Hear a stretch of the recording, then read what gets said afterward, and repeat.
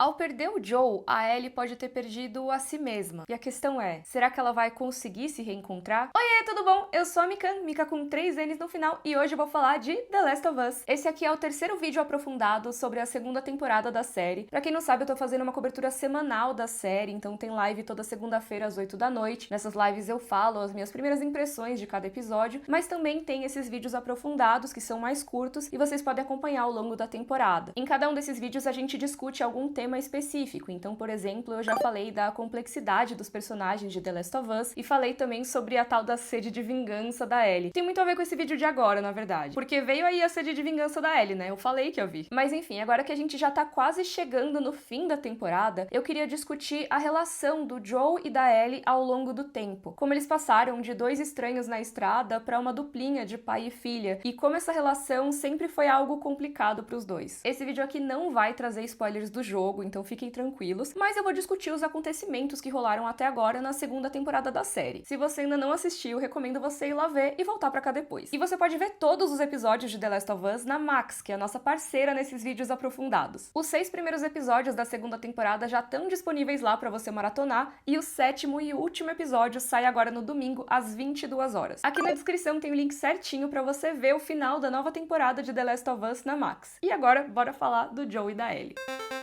No episódio 5 dessa temporada, a gente teve uma revelação muito importante. A Ellie sabe o que o Joel fez. A Nora fala sobre isso achando que vai abalar, né, que a Ellie vai ficar super afetada, mas a Ellie não só começa dizendo que não liga, como também diz que já sabe de tudo. Isso já responde a uma das principais dúvidas que ficaram ali do final da primeira temporada de The Last of Us, quando o Joel tinha falado toda aquela mentirada pra Ellie sobre o que aconteceu no Hospital dos Vagalumes. Ela tinha acreditado nele ou não? Desde a época do primeiro jogo, existia uma baita discussão entre os fãs sobre o significado daquela conversa final entre o Joel e a Ellie. Aquele ok ou então tá que ela fala. Será que ela disse aquilo porque queria aceitar, queria acreditar, mas não conseguiu acreditar de verdade? Tem até gente que acha que ela acreditava 100%, eu já não acho isso, mas a gente pode conversar aqui nos comentários. De qualquer forma, eu acho que essa fala multifacetada da Ellie é justamente um dos pontos fortes dessa cena. Aquele final da primeira temporada é tão poderoso e tão intrigante, pra mim ele é um dos principais elementos pra gente entender a segunda temporada.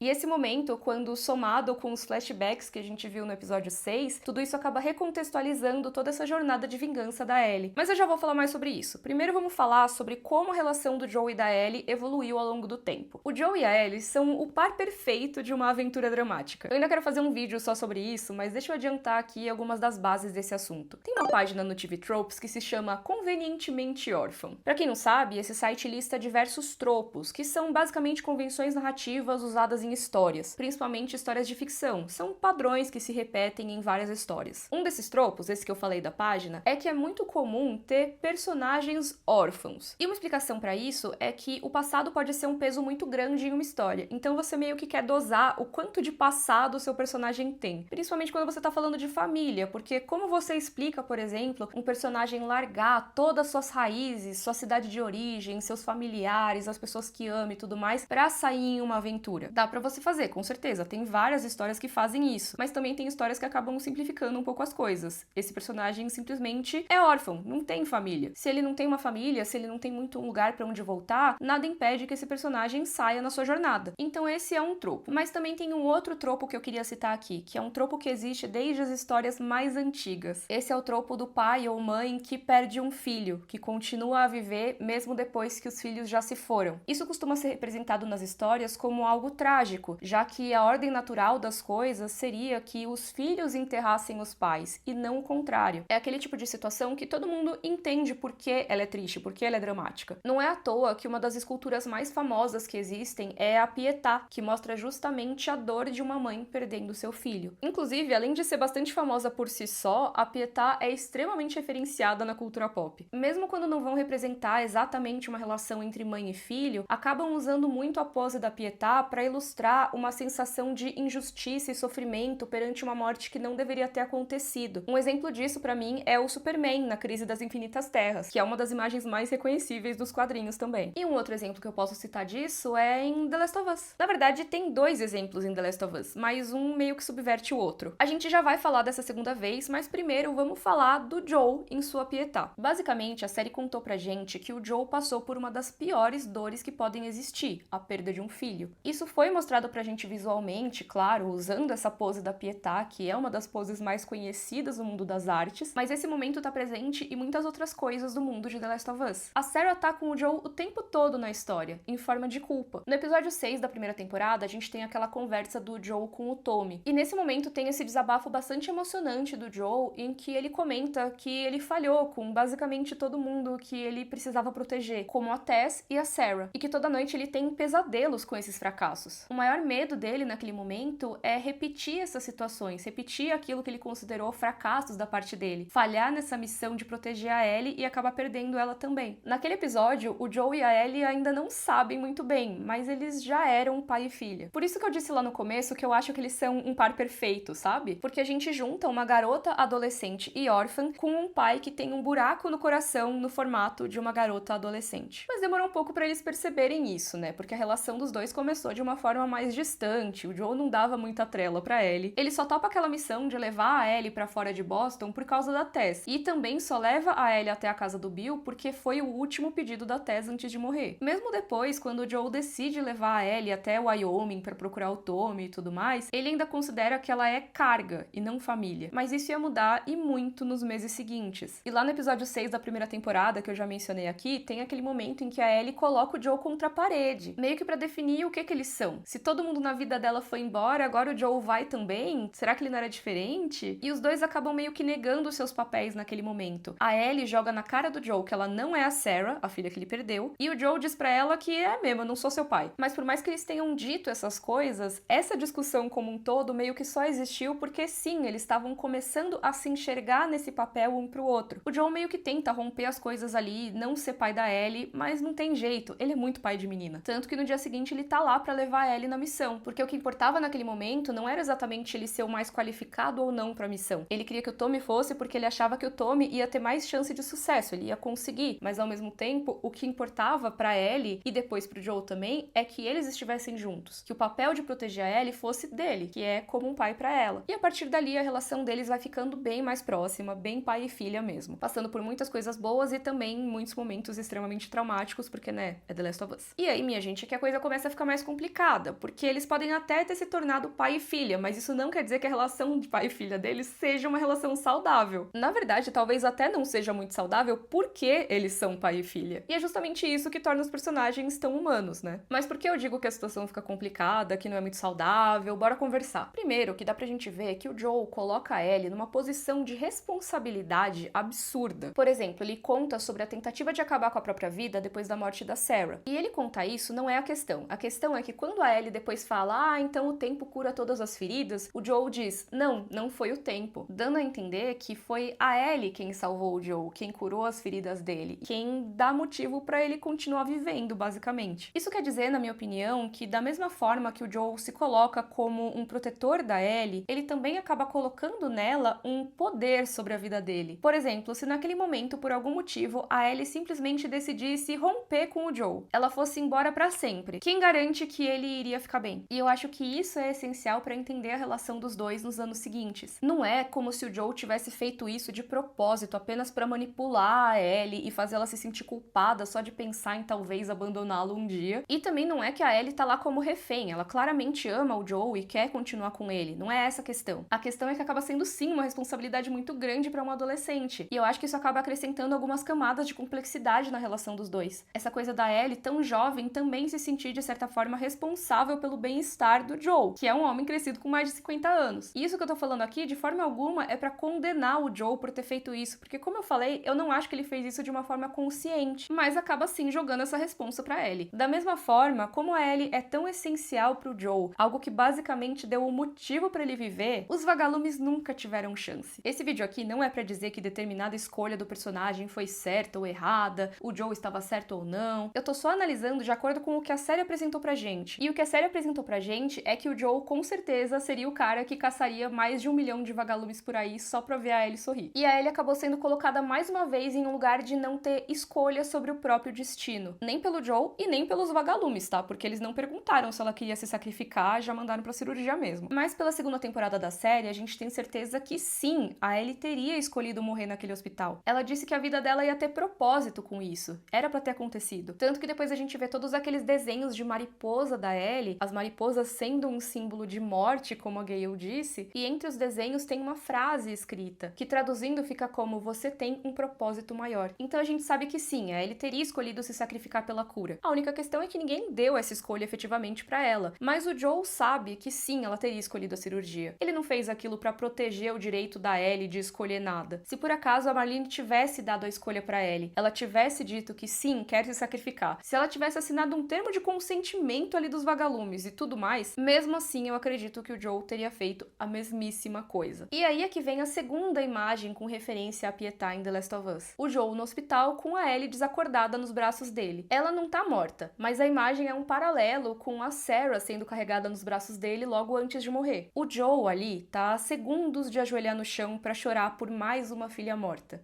E ele vai evitar isso a todo custo. Esse custo não é só matar todo mundo no hospital. Na verdade, é o que o Joel falou no episódio 6 agora da segunda temporada. Ele sabe que iria pagar um preço muito alto pelo que fez ali. O preço seria perder a Ellie ali do lado dele. Ele sabia que ela iria se afastar quando descobrisse. Então, para evitar perder a Ellie na mesa de cirurgia, ele sabia que ele ia acabar perdendo uma filha mais cedo ou mais tarde. E mesmo sabendo disso, ele faria tudo de novo. A Ellie acusa o Joel de ter feito tudo aquilo porque ele é egoísta. E ele diz que não, é porque ele ama a Ellie. E na real, eu acho que nenhum dos dois tá errado. Eu acho que o Joel fez aquilo porque ele ama ela e também porque ele é egoísta. Uma coisa não exclui a outra. Quando o Joel toca a música no violão pra Ellie, eu acho que é disso que eles estão falando. Essa música, pra quem não conhece, é da banda Pearl Jam e se chama Future Days, ou Dias Futuros. Também é o título do primeiro episódio dessa temporada. E agora vai ter um momento tradução aqui, mas é bem rapidinho, prometo. Se você reparar na letra da parte da música que o Joel toca, ela diz assim: se por acaso eu te perdesse, eu perderia a mim mesmo. Tudo que encontrei, querida, eu não encontrei sozinho. Tente e às vezes você vai conseguir fazer de mim este homem. Todas as minhas peças roubadas que faltavam, eu não preciso mais delas. E acredito porque consigo ver nossos dias futuros. Dias de você e eu. Essa tradução não é necessariamente exata, é só pra gente poder discutir o significado aqui, vocês sabendo o que significa isso em português. Porque essa música diz tudo sobre a relação desses personagens. E pra mim, o que é mais legal é que ela muda de acordo com quem tá cantando. Eu já vou falar do momento em que a Ellie tenta fazer isso, mas quando o Joel canta, a gente vê que ele se sente completo agora que a Ellie tá na vida dele. Basicamente, que a vida não tem sentido sem ela. Ela ajudou o Joel a dar significado à vida e ele vai fazer de tudo pra não perder essa pessoa. Pra mim, essa versão tem uma visão otimista dos tais dias futuros, mas também funciona como um lembrete de que perder a Ellie seria a pior coisa que podia acontecer. Mais ou menos como aquele papo que eu mencionei sobre não ter sido o tempo que curou as feridas. Já quando a Ellie toca Future Days no episódio 5, eu acho que a coisa muda um pouco. Eu falei sobre isso na live, mas eu acho que a forma que essa cena foi dirigida foi um dos melhores jeitos de mostrar o luto da Ellie na temporada. Ela pega o violão e começa a tocar com essa luz quase angelical no rosto dela, inclusive uma iluminação super quente, bem parecida com a que eles usaram no flashback do museu, então é bem aquela lembrança do Joel vindo ali no rosto dela. E aí ela só consegue cantar o primeiro verso e em seguida a câmera gira ali e o rosto dela vai escurecendo. No podcast oficial da série, eles comentaram que lá no episódio 4, quando a Ellie tocou a música pra Dina, ela tinha meio que se aclimatado ao violão. Ela tava meio que testando pra ver se ela conseguia tocar violão, que é uma coisa muito relacionada ao Joel. Aí no episódio 5, ela foi tentar tocar uma música que é muito relacionada ao Joel. Então, além do violão, tem a questão da música. E imediatamente ela percebeu que naquele momento não ia dar, não rolava. Mesma coisa com encarar o luto de frente. Ela percebeu que não dá ainda. Ela conseguiu cantar o verso de Se um dia eu te perdesse, mas não conseguiu a continuação, que é com certeza eu perderia a mim mesma. Dá pra encarar esse momento de várias formas, mas eu acho que ali ela teve que refletir sobre a realidade de ter perdido o Joel. E não teve a coragem de olhar a fundo pra isso e encarar a possibilidade de perder a si mesma nesse processo. Talvez ali ela tenha pensado em boas lembranças, tenha pensado no Joel tocando essa música pra ela no episódio 6 e todos aqueles momentos lindos que a gente viu dos dois. Mas aí, em seguida, a letra se torna uma coisa concreta. Não é que se um dia ela perdesse o Joel, ela realmente perdeu o Joel. Acho até que ela pode ter pensado no momento exato da morte dele, que ela testemunhou, ou então em todas as desavenças que eles tiveram ao longo desses anos. Talvez todas as situações que a gente viu no episódio 6 tenham se passado ali rapidamente na cabeça da Ellie enquanto ela tava tocando essa música. E aí eu acho que dá pra entender um pouco o sentimento de vingança da personagem. Afinal, por que a Ellie estaria procurando vingança se ela mesma achou que o Joel fez abominável? Na minha opinião, o maior motivo é aquela última conversa dos dois. Aquela conversa que partiu meu coração em 1000 pedacinhos e eu acho que de muitos de vocês também. Comentem aí o que vocês sentiram. Nesse momento, além do Joel ser sincero pela primeira vez em relação ao que aconteceu, a gente tem a conversa sobre perdão. Não é que a Ellie perdoa o Joel, pelo contrário. Ela diz que nem sabe se vai conseguir algum dia perdoar ele pelo que ele fez. Mas mesmo assim, mesmo sabendo que talvez seja impossível, ela tá disposta a tentar. Justamente por todo esse amor que ela sente pelo Joel e também por saber de todo o amor que ele sente por ela. O que não quer dizer que o errado se torne certo, mas sim que existe a possibilidade de uma conversa. Talvez exista a possibilidade de perdão. Para mim, a palavra principal para definir o que ficou resolvido nessa conversa dos dois é essa: possibilidade. Pode ser que o Joel e a Ellie nunca voltassem a ter a proximidade que eles tinham antes, mas talvez eles voltassem. A gente não tem como saber, é uma possibilidade. Só que essa conversa aconteceu na véspera da morte do Joel. Essa possibilidade, qualquer chance disso acontecer, foi tirada brutalmente pela Abby e o grupo dela. Agora, a Ellie nunca mais vai ter a chance de solucionar essas questões com o Joel, ou ter a oportunidade de perdoar o que ele fez, pelo menos não enquanto convive com ele. Pra mim, enquanto os dias futuros cantados pelo Joel são otimistas, os dias futuros cantados pela Ellie nem existem, eles foram roubados. O que existe é a perda da outra pessoa, uma perda que também implica perder a si mesmo. No episódio 6 existe também uma discussão sobre violência familiar, sobre formas de criar os filhos, como talvez cada geração aprenda a ser um pouquinho melhor que a geração anterior. O Joel cresceu com um pai violento e tinha um avô que parece que era ainda pior. Eu acho que ele nunca bateu na Ellie ou na Sarah, e eu não duvido nem um pouco do amor imenso que ele deve ter sentido por elas. Mas ele também é um homem que aprendeu a resolver a maior parte das coisas com violência. Então não surpreende que o fim dele tenha vindo como consequência desses atos violentos. E que a forma que a Ellie encontra de solucionar esse luto também seja tentando atacar quem proporcionou essa dor. Mas ao mesmo tempo que a Ellie teve seu futuro com o Joel roubado, agora ela tem uma nova promessa de futuro: a Dina e o bebê. Como o Joel falou ali na conversa, talvez quando chegasse o dia da Ellie ter um filho, ela entendesse o tamanho desse amor que ele sente. E talvez ela conseguisse aprender a expressar esse amor de um jeito melhor que o Joel e que as gerações anteriores. Mas a questão é se a Ellie vai abraçar essa nova possibilidade de futuro ou não, porque por enquanto o filho não parece muito a maior prioridade. A vingança tá vencendo. A partir do momento que ela viu o hospital em que a Nora tava, ali no fim do episódio 5, deu pra ter certeza disso. Entre a Dina e a vingança, ela não hesitou em escolher a vingança. Beleza, a Dina tava com o Jesse, mas a Ellie ainda assim não sabia se ela tava bem e ela tinha combinado que ela iria encontrar com eles no teatro depois. Tudo isso meio que perde a prioridade no momento em que a Ellie vê algo que deixaria ela um pouco mais perto da vingança. Assim como o Joel, ela tá agindo de forma violenta, mas tem uma diferença crucial aqui. Como o Tommy disse, o Joel faria de tudo, né? Ele moveria mundos e fundos se fosse pra salvar alguém da família dele, como a gente viu no Hospital dos Vagalumes, por exemplo, né? Mas o Joel não sairia assim nesse impulso violento necessariamente pra vingar alguém. O Tommy fala que na verdade o Joel ficaria se culpando, achando que foi tudo culpa dele. Ele não iria deixar de lado as pessoas que ele supostamente tem que proteger pra ir atrás de uma vingança. Eu acho que ao perder o Joel, a Ellie não perdeu só os dias futuros ou a referência de quem ela mesma é, mas também até o que ela acha que o Joel é. Talvez esses flashbacks do episódio 6 tenham sido uma forma de tentar recuperar quem ele era, começar a processar esse luto. Tem um vídeo de uma youtuber chamada Lindsay Ellis que eu vi anos atrás e ele nunca saiu muito da minha cabeça. Ela fala de 1000 assuntos, mas também menciona como algumas histórias abordam o luto quando você perde uma pessoa com quem tinha uma relação complicada. Ela conta que perdeu o pai pro mal de Parkinson e que uma coisa que pode acontecer quando uma pessoa perde alguém por uma doença crônica é que o luto pode acabar sendo meio que manchado pelas lembranças dessa fase final. Você acaba ficando muito marcado por isso e acaba esquecendo como as coisas eram antes de piorar. A Lindsay citou a doença crônica porque é a experiência dela, mas ela tá falando de uma forma mais ampla das histórias que tratam desses lutos complicados. Os lutos em que você tinha uma relação complicada com aquela pessoa. Você tem lembranças muito dolorosas envolvendo aquela pessoa e não necessariamente porque ela faleceu, essas coisas vão ser apagadas. Mas ao mesmo tempo o que ela discute é que essas experiências mais dolorosas às vezes podem impedir a gente de enxergar quando era bom. Eu acho que alguns desses questionamentos podem se aplicar à situação mostrada em The Last of Us, a forma que a Ellie vai encarar as lembranças com o Joel e esse luto. Obviamente aqui a gente tá falando de uma história de ficção, de personagens fictícios, mas como eu já falei em outro vídeo aqui no canal, os personagens de The Last of Us são extremamente humanos e eles individualmente são complexos e têm relações complexas uns com os outros. Guardadas as devidas proporções, assim como algumas pessoas na vida real, o processo de luto da Ellie pelo Joel é extremamente complicado porque a relação da Ellie com o Joel era extremamente complicada. Por isso que eu achei o episódio 6 talvez tão importante pra gente entender os motivos da Ellie nesse período, o que não quer dizer que tenha se tornado mais fácil ver ela se perder nessa espiral de vingança, né? Mas eu queria saber a opinião de vocês nisso tudo. Vocês acham que a Ellie vai se dar conta do que tá rolando? Que ela vai se encontrar novamente? Ou que ela se perdeu mesmo e que vai acabar perdendo também a Dina? Comentem aqui embaixo, sem spoilers do jogo, por favor. E não se esquece que aqui na descrição tem o link pra ver The Last of Us na Max. O episódio final da temporada é nesse domingo, às 22 horas, e tem vários vídeos no canal sobre o assunto. Vou deixar esse aqui pra você ver em seguida. Um beijo e até a próxima. Tchau, tchau!